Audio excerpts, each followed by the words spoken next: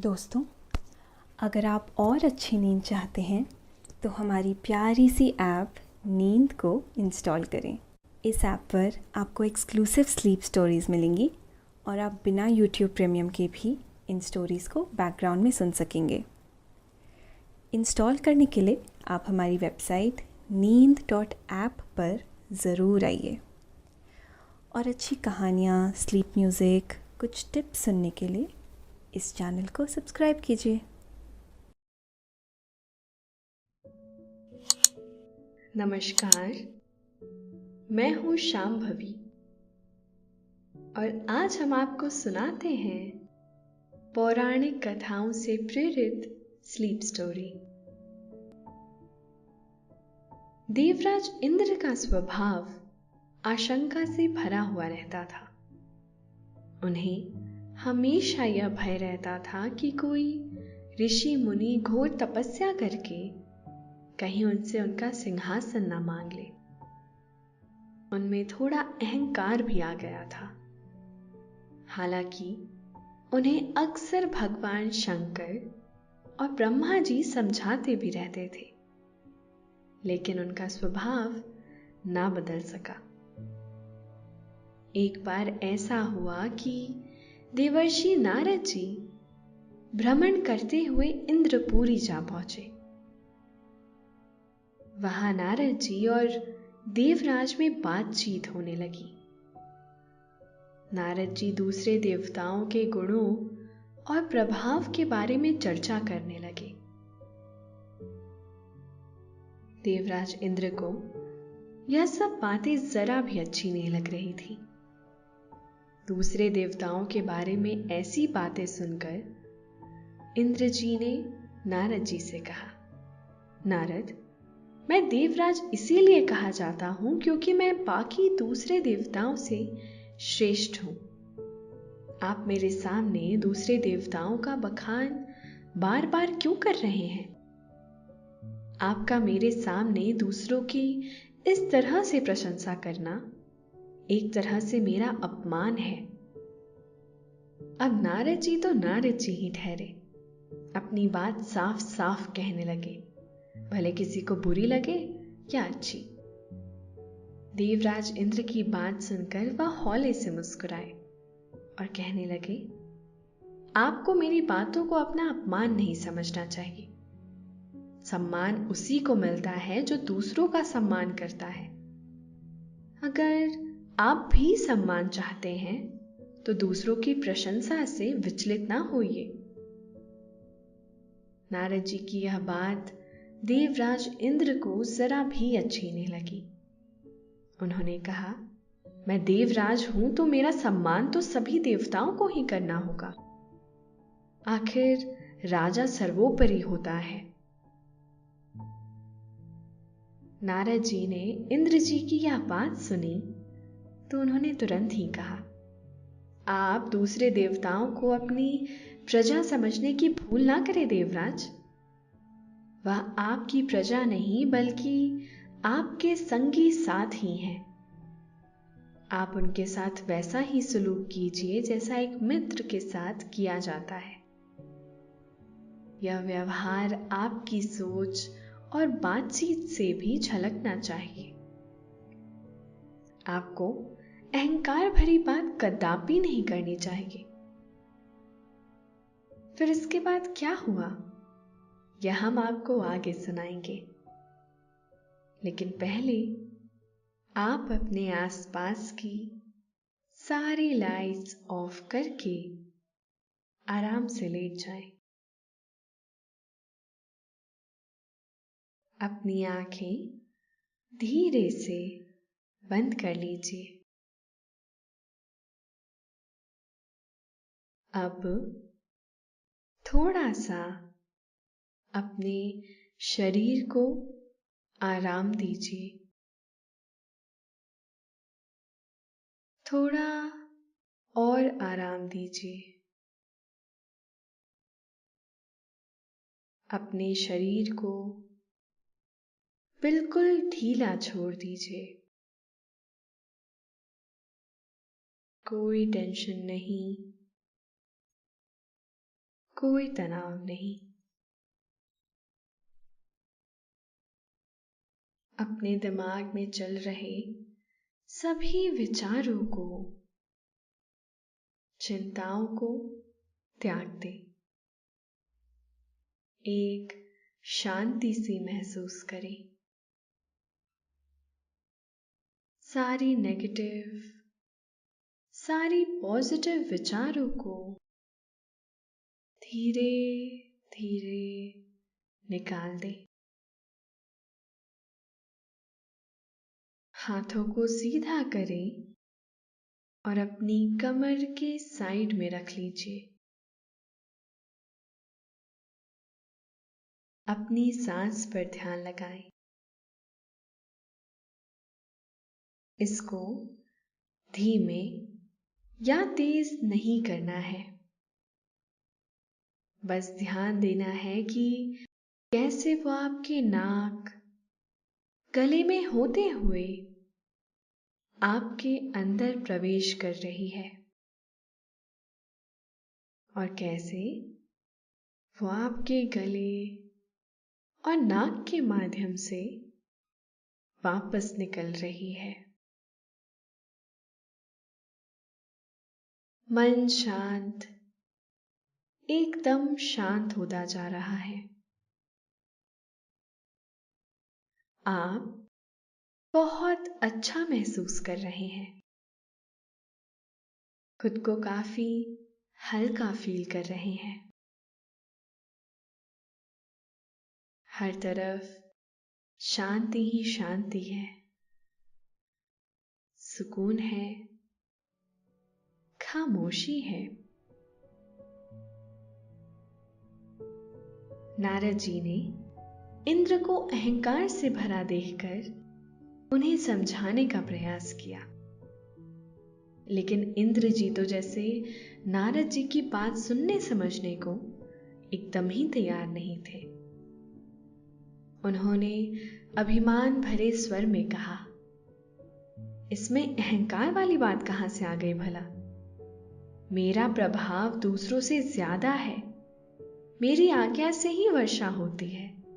मेरे बिना अनुमति के एक बूंद भी पानी नहीं बरस सकता। अगर वर्षा नहीं होगी तो धरती पर एक बूंद पानी नहीं बरसेगा। इस तरह से पूरी धरती पर अकाल पड़ जाएगा।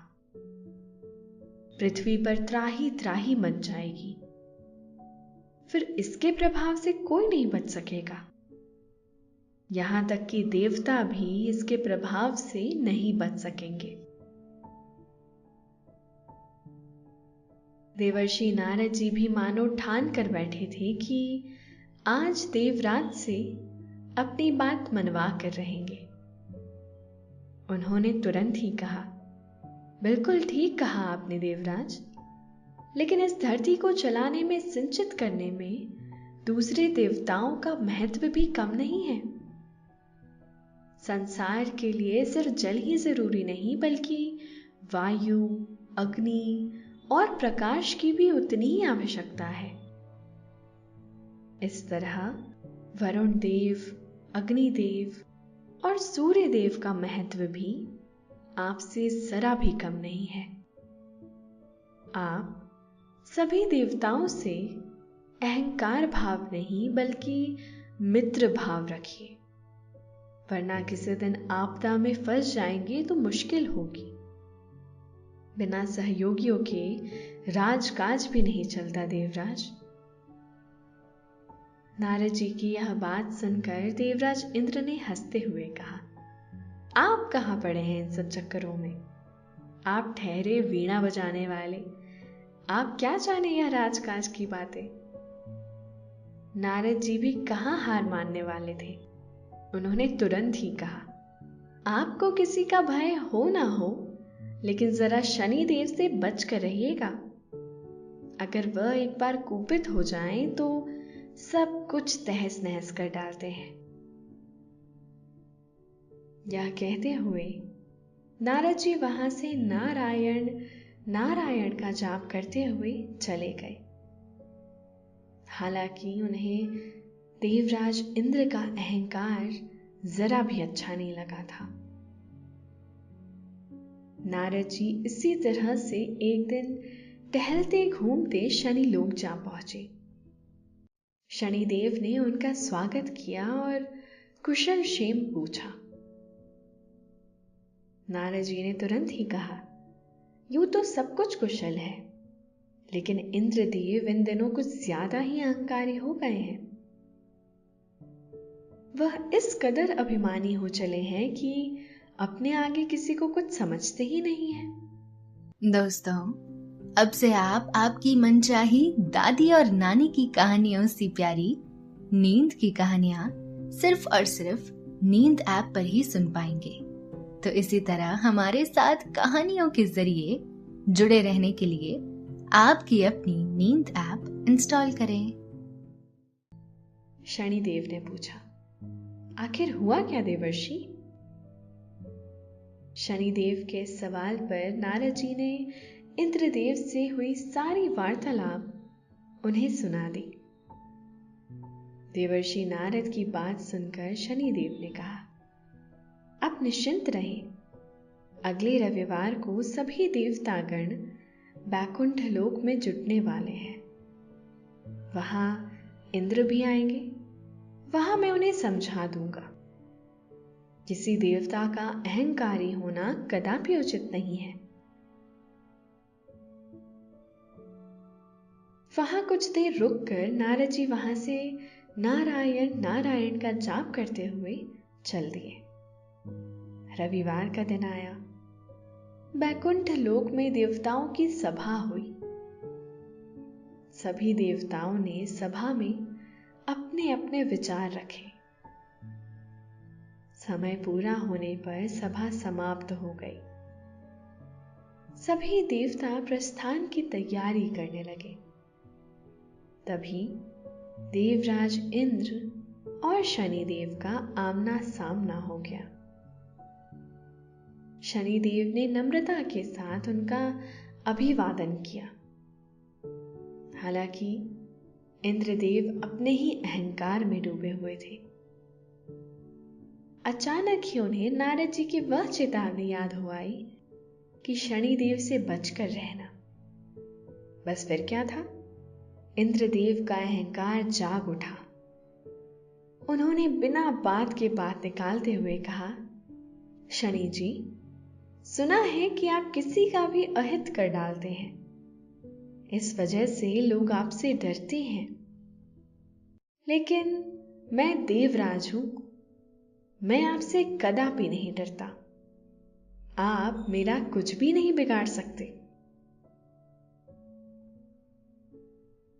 शनिदेव ने इंद्रदेव के मुंह से इस तरह का वचन सुना तो थोड़ा बुरा तो जरूर लगा, लेकिन अपने चेहरे पर कोई भाव लाए बिना कहने लगे, मैंने तो आपसे ऐसी कोई बात नहीं कही देवराज। आप इस तरह के वचन क्यों बोल रहे हैं? लेकिन फिर भी अगर आपको इतना ही अभिमान है तो यह समय को तय करने दे कि कौन क्या कुछ कर सकता है। देवराज तो जैसे लड़ने के लिए ही निकले थे। कहने लगे, समय पर क्या, जो कुछ करना है या कहना है अभी करके दिखाइए। मैं आपका सामर्थ्य देखना चाहता हूं। उनकी बात सुनकर शनिदेव ने कहा, आप बहुत अहंकारी हैं देवराज। शनिदेव की बात सुनकर इंद्रदेव ने कहा, जो आपसे डरता होगा आप उससे इस वाणी में बात कीजिए। मैं आपसे नहीं डरता हूं। इंद्र की यह बात सुनकर शनिदेव ने गंभीर मुद्रा में कहा, देवराज, मैं आपसे विवाद नहीं बढ़ाना चाहता हूं, लेकिन आप बेबात के ही मुझसे उलझ रहे हैं। मैं आपको एक वचन देता हूं, कल आपको मेरा भय सताएगा। कल आप मुझसे बचने का उपाय कीजिएगा और आपका खाना पीना तक छूट जाएगा। यह कहने के साथ ही शनिदेव एक तरफ चल दिए। शनिदेव के जाते जाते इंद्रदेव ने उपहास भरे स्वर में कहा, मैं भी देखता हूं कि क्या कितना सच है। इसके बाद देवराज इंद्र लोक की तरफ चल दिए। भोजन आदि से निर्वृत्त होकर इंद्रदेव सो गए। सोने के कुछ देर बाद ही उन्होंने स्वप्न देखा कि एक काला दैत्य उन्हें निगलने के लिए आ रहा है। जब वह सुबह उठे तो सोच में पड़ गए कि इस स्वप्न का भला क्या अर्थ हो सकता है। फिर उन्हें शनिदेव का ख्याल आ गया। उन्होंने सोचा कि हो सकता है कि इसके पीछे शनिदेव हो। आज वह मुझे चोट पहुंचा सकते हैं। मुझे अभी से बचने का उपाय कर लेना चाहिए। मुझे अपना रूप बदल कहीं छिप जाना चाहिए। मन में यह विचार आते ही उन्होंने भिखारी का रूप धरा और जंगल की राह पकड़ी। उन्होंने इस बात का विशेष ध्यान रखा कि इस बारे में किसी को भी लेश मात्र भी शंका नहीं होनी चाहिए कि वह कहां और क्यों जा रहे हैं। देवराज इंद्र खूब जानते थे कि कई दूसरे देवता उनसे रुष्ट रहते हैं। उन्हें भय था कि कहीं वह शनिदेव की सहायता न करने लगे। मन में ऐसा विचार आते ही वह घने जंगल की तरफ चल दिए। दोपहर होने को थी। इंद्रदेव ने सोचा कि शनि ने उन्हें चुनौती तो दी है, तो वह उन्हें खोजने की कोशिश भी अवश्य करेंगे। अगर वह मुझे खोज ही नहीं पाए तो भला मेरा क्या बिगाड़ सकेंगे। अब चाहे वह आकाश पाताल एक कर दे, लेकिन मुझे ढूंढ नहीं पाएंगे। आकाश का विचार मन में आते ही इंद्रदेव ने सोचा कि कहीं शनिदेव उन्हें आकाश से ना देख ले। ये सोचते ही यह विचार भी मन में आया कि उन्हें किसी झाड़ी में छिपकर बैठना चाहिए। इंद्रदेव ने झाड़ी तलाशना शुरू की, लेकिन उन्हें कोई भी घनी झाड़ी न नजर आई।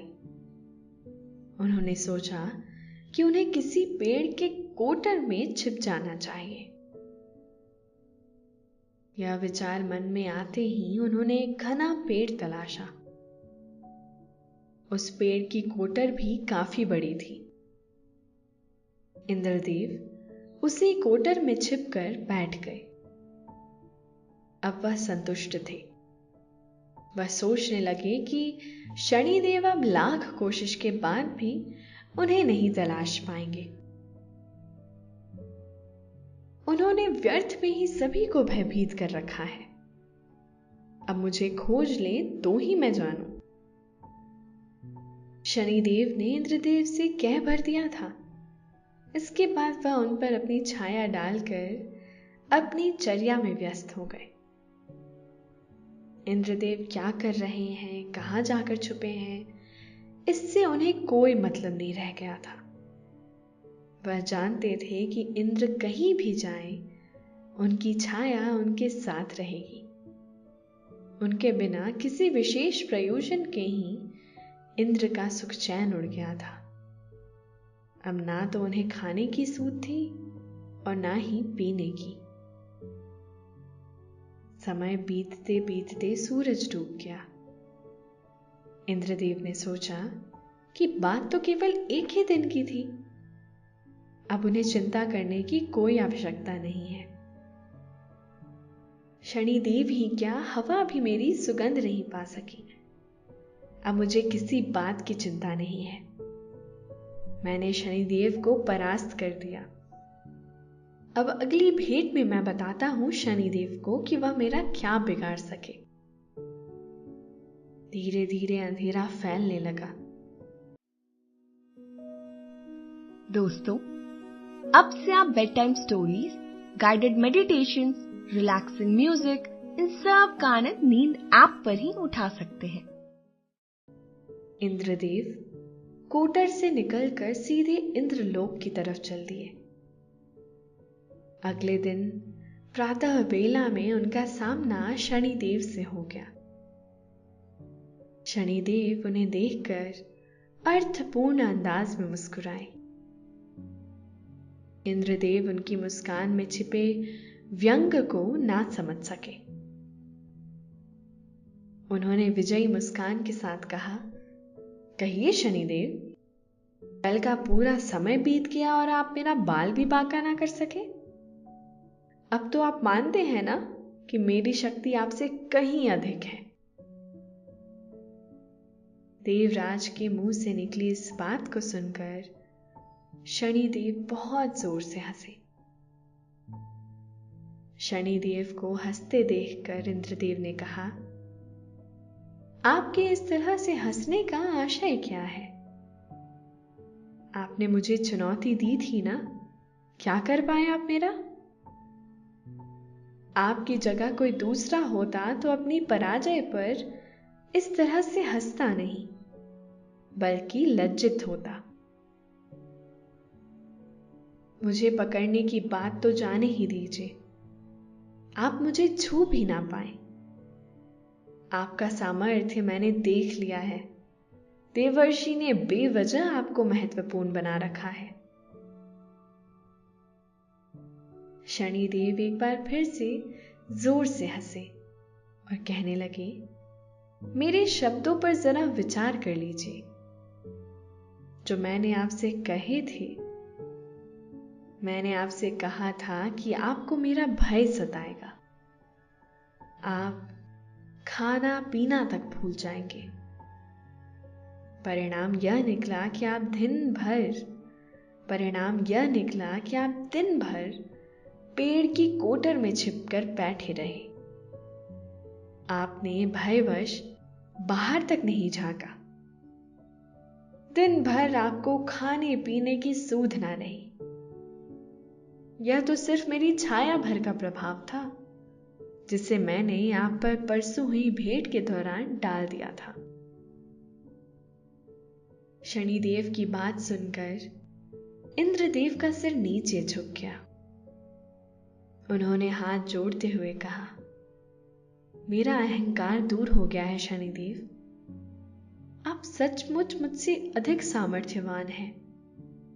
मुझे मेरी धृष्टता के लिए क्षमा करें। शनिदेव ने देवराज इंद्र को गले से लगाते हुए कहा, हर कोई अपनी अपनी जगह महत्वपूर्ण है। हमें अपने महत्व पर अहंकार नहीं करना चाहिए।